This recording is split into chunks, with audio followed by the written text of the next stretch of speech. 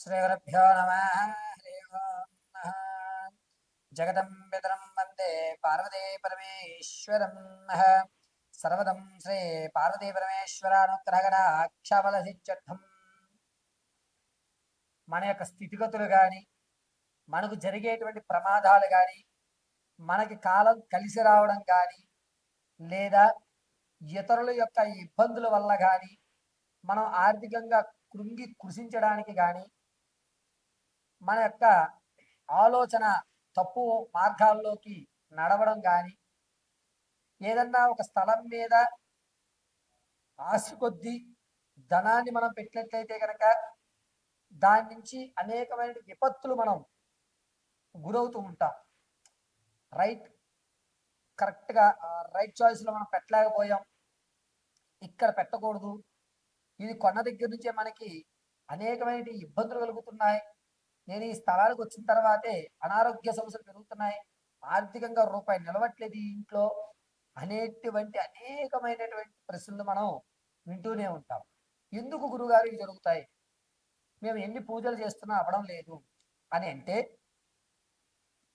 జాతక చక్రాల్ని పరిశీలన చేయడం అనేటువంటి రకరకాల విధానాలు ఉంటాయి.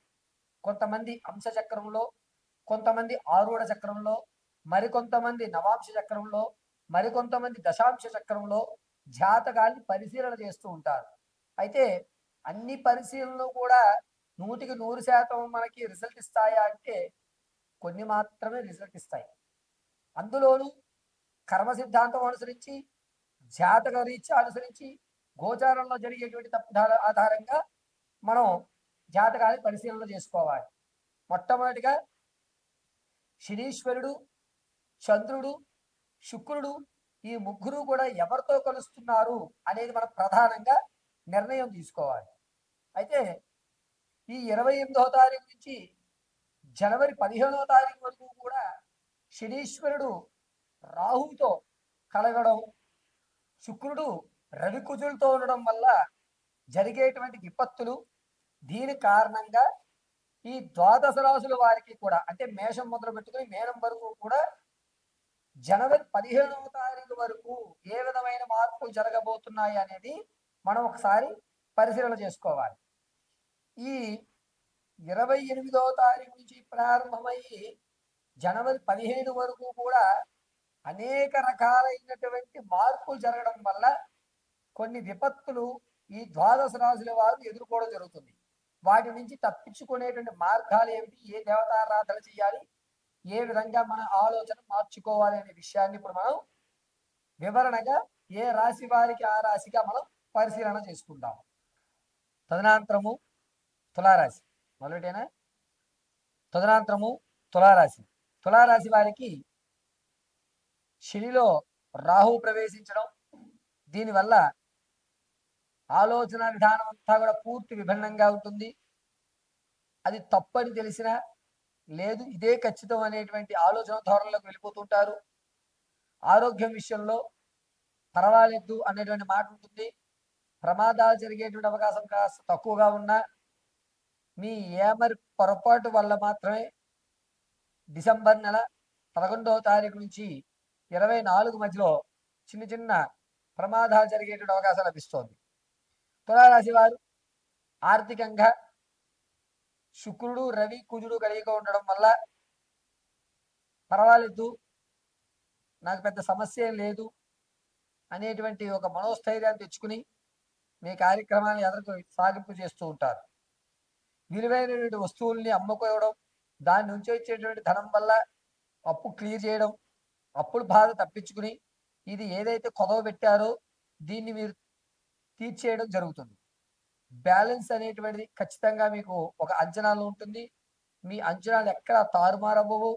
తులారాశి వారికి డిసెంబర్ నుంచి జనవరి 15 వరకు కూడా కాస్త బాగుందనే చెప్పాలి. మిశ్రమైన ఫలితాలు లభిస్తూ ఉంటాయి. పైగా తులారాశి వారు ఎవరూ చెయ్యనటువంటి విధంగా, ఎవరి దగ్గర ఆటంకాలు వచ్చినటువంటి పనిని మీరు పూర్తి చేసి చిట్ట చివరిలో ప్రాజెక్ట్ నిలబెట్టావయ్యా శబాష్ అనేటువంటి మాట వింటారు. శుక్రుడు రవి కుజుడు కలయిక ఉండడం వల్ల అద్భుతంగా ఇది వరకు చూసే విధంగా కాకుండా ప్రతి సమస్యని 365 కోణాల్లోనూ ఆలోచించి సమాధానం చెప్తూ ఉంటారు. మీకంటూ ఒక పెద్దపీట వేసి ప్రాధాన్యత వహించవయ్యా నువ్వు అంటే, లేదు లేదు నాకన్నా పెద్దవారు ఉన్నారు, మనదే ఉంది అని చెప్పి ఆ మీకు లభించేటువంటి పురస్కారం ఏదైతే ఉందో దాన్ని చాలా గౌరవంగా తిరస్కరించి వేరే వాళ్ళకి ఏర్పాటు చేస్తూ ఉంటారు.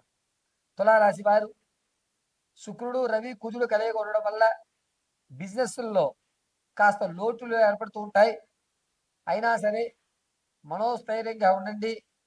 రానున్న రోజుల్లో ఇవన్నీ చక్కబడుతూ ఉంటాయి. పైగా ఇంతకు ముందు మీరు వద్దు అని మానిపిచ్చేసినటువంటి ఉద్యోగులు కానీ లేదా పాత బంధాలు ఏవైతే ఉంటాయో అవి ఇప్పుడు మీకు ఖచ్చితం అనిపించి మీరే వెళ్ళి వాళ్ళని తీసుకువచ్చి మళ్ళా మీ యొక్క జాబ్లో పెట్టుకోవడం, దీనివల్ల మళ్ళా మీరు పునరుద్ధరీకరణ చేసుకుని మీ వ్యవస్థ అంతటి కూడా కొనసాగిస్తూ ఉంటారు. తులారాశి వారు స్థిరాస్తులు ఏవైతే ఉన్నాయో ఒక చోట మీ మరో చోట పెట్టుబడి పెడతారు. ఇక్కడైతే లాభం ఎక్కువ వస్తుంది. పైగా ఏముందిలే ఇక్కడ పెద్ద అప్పు ఏమి ఉండదు, అక్కడ తీసుకొచ్చి ఇక్కడ పెట్టిన తర్వాత పైన ఉన్నటువంటి చిల్లా చిటికా అప్పులు తీర్చుకుందామని చెప్పి ఓ నిర్ణయానికి వచ్చి డిసెంబర్ నెలలో ఖచ్చితంగా మీ ఒక చోట స్థిరాస్తి అమ్మి మరో చోట పెట్టుబడి పెడతారు. ఈ రాశివారు ఆరోగ్య విషయంలో మాత్రం కొంచెం జాగ్రత్తగానే ఉండాలి. నడుము కింద భాగం దగ్గర నుంచి మోకాల వరకు కూడా కొన్ని ఇబ్బందులు కలుగుతున్నాయి. నరాలు పట్టేయడం కానీ లేదా లాగడం కానీ, ఎక్కువ శాతం కూర్చోలేకపోవడం కానీ, ఇటువంటి చిన్న చిన్న ఇబ్బందులు కలిగేటువంటి అవకాశం ఏర్పడుతోంది. ఈ రాశి వారు ప్రతి నిత్యము కూడా కాలభైరవుడి యొక్క మహామంత్రాన్ని జపించడం అద్భుతంగా కలిసి వస్తుంది. పైగా తులారాశి వారు మీరు అనుకున్న విధంగా అనుకున్న పనులు పూర్తవుతూ ఆర్థిక ఆరోగ్య సమస్యలు లేకుండా ఉండాలి అంటే కనుక ఖచ్చితంగా మీరు ప్రతినిత్యము కూడా కాలభైరవ అష్టోత్తరం చదువుకోండి, విభూతి ధారణ చేయండి, రాగి చెంబులో మాత్రమే నీళ్లు స్వీకరించండి. డిసెంబర్ 1వ తారీఖు నుంచి జనవరి 12వ తారీఖు వరకు కూడా రాగి చెంబుని ఎంత ఉపయోగించుకుంటే అంత మంచిది. శరీర గుర్తు దగ్గర వ్యవస్థలో కొంచెం ఇబ్బందులు కలుగుతున్నాయి. మీరు మంచినీళ్ళు తాగేటప్పుడు కానీ లేదా ప్రయాణం చేసేటప్పుడు కానీ రాగి పాత్రని మీరు క్యారీ చేయడం చెప్పదగ్గ సూచన. తులారాశి వారు అనుకున్న రంగంలో ఉత్తీర్ణత రావడానికి మరి కాస్త మీ యొక్క జాతకానుసారం బాగుండడానికి ప్రతిరోజు నువ్వుల నూనెతో ఈశ్వర దేవాలయంలో దీపారాధన చేయండి, అద్భుతంగా మీకు కలిసి వస్తుంది. వీపు భాగంలో వెన్నుముక చివరి భాగంలో కనుక పుట్టుమచ్చ ఉంటే అతడు ఏ విషయాన్నన్నా సరే, ఎంత పెద్ద విషయాన్నన్నా సరే సమస్యని క్షణాల్లో పరిష్కారం చేసేటువంటి తెలివితేటలు ఉన్నవాడు అవుతాడు. కొంతమందికి ఏమవుతుందంటే ముక్కు గోడల భాగంలో పుట్టుమచ్చ ఉంటుంది, ఇక్కడ ఈ భాగంలో పుట్టుమచ్చ ఉంటుంది లేదా ఈ భాగంలో పుట్టుమచ్చ ఉంటుంది. ఇలా ఉన్నటువంటి వారు ఎక్కువ శాతము ఆహార పదార్థాలకు సంబంధించి కానీ షెఫ్లు కానీ లేదంటే కనుక వీరు వినూత్నంగా అందరికంటే వినూత్నంగా ప్రయత్నాలు చేసేటువంటి అవకాశం కలుగుతూ ఉంటుంది. ఇక ఈ భాగం నుంచి ఈ భాగం వరకు ఎవరికైతే పుట్టుమచ్చ ఉంటుందో వారు కనుక ఆశ్లేష నక్షత్రంలో పుడతారో పరిపూర్ణమైన సుబ్రహ్మణ్య స్వామి కటాక్షం కలుగుతుంది. ఇది ఖచ్చితం. ఇక్కడ పుట్టుమచ్చ ఉన్న వారి యొక్క ధనాన్ని మనం తీసుకుంటే వారి దగ్గర నుంచి కలిసి వస్తుంది. వారు కూడా ఒక ఉన్నతమైన స్థాయిలో ఉంటారు. కాబట్టి పుట్టుమచ్చను ఆధారంగా కూడా మనం మన యొక్క స్థితిగతులను మన యొక్క పరిస్థితులను మార్చుకోవడం జరుగుతుంది. ఖచ్చితంగా ఆ వ్యవస్థ అయితే ఉంటుంది. ఈ విధంగా ఒక్క శాస్త్రంలోనే ముఖం చూసి జాతకం చెప్పడం, చేతి రేఖను చూసి జాతకం చెప్పడం, నాడిని చూసి జాతకం చెప్పడం, మీరు పుట్టిన date of birth, time, place of birth చూసి జాతకం చెప్పడం, కొంతమంది మీ పేరు బలాన్ని బట్టి జాతకం చెప్పడం, కొంతమంది ఏంటంటే మీరు పుట్టిన డేటు టైము తెలియదు, ఏదో ఆ టైంలో ఏదో పేరు పెట్టేశారండి అంటారు. చేతి రేఖలు కంటే పుట్టుమచ్చ ఆధారంగా వచ్చేటువంటి జాతకం 79% ఖచ్చితం అవుతుంది. జాతకంలో డేట్ ఆఫ్ బర్త్ తెలియదు అనుకోండి, నక్షత్రాలు తెలియవు, నక్షత్రం తెలియకపోతే నక్షత్ర ప్రకారంగా పేరు పెట్టడం కుదరదు.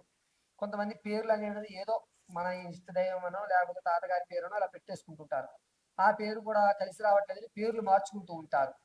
కానీ నాడి మారదు, అదేవిధంగా పుట్టుమచ్చ మారదు. ఇవి రెండు కూడా ఖచ్చితమైన ప్రామాణికాలు ఇవ్వడానికి ఆధారపడేటువంటి జాతకాలుగా చెప్పడం జరుగుతుంది. ఈ జాతక విషయంలో మీకేదన్నా సందేహాలు ఉంటే కింద స్క్రోల్ నెంబర్ సంప్రదించండి, మీకు పూర్తి వివరణ ఇవ్వడం అనేటువంటిది ఖచ్చితంగా జరుగుతుంది. మంగళ